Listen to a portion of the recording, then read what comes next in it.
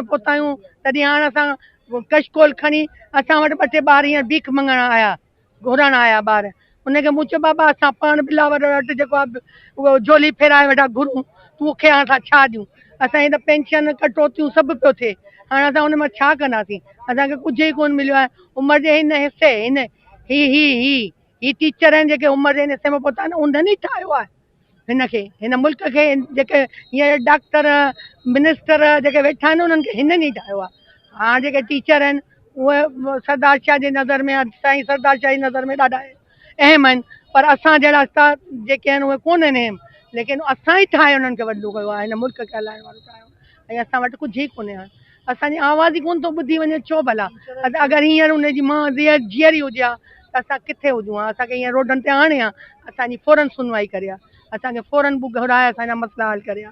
पर आउं बिलावल असांजे पुटनि वांगुरु आहे, असां हुनखे चऊं था त बाबा तूं पंहिंजो असांजे मथां नज़रसानी कर, असांखे ॾिस।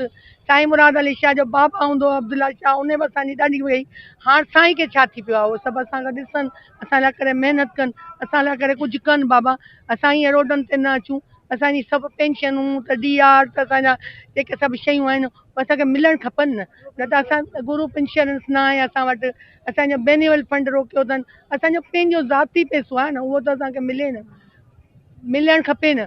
असां कुझु त पंहिंजे लाइ करियूं। हाणे त हीअं त असांखे पेंशन ऐं उहो जेको बेन्युअल फंड ऐं GR उहे सभु शयूं बि एतिरियूं मिलियूं आहिनि जो असां अगरि साल 2 साल वेही उन मां हलायोसीं न त असां पोइ रोडनि ते वापसि हूंदासीं, असां त घुरंदासीं पोइ फ़क़ीरनि वांगुरु। त हुन खां पहिरीं हिननि खे असांजो पेशो ॾाढो इज़त मां आहे, खपे त असांजी इज़त कनि न, असांजी इज़त कनि बाबा। असां कोशिशि करियूं था त असांजी इज़त कनि, असां उन्हनि जी इज़त करियूं। ऐं सदाईं क़ाइमु दाइमु रहे पीपल्स पार्टी जी हुकूमत, रुॻो असांजा मसइला हल करे।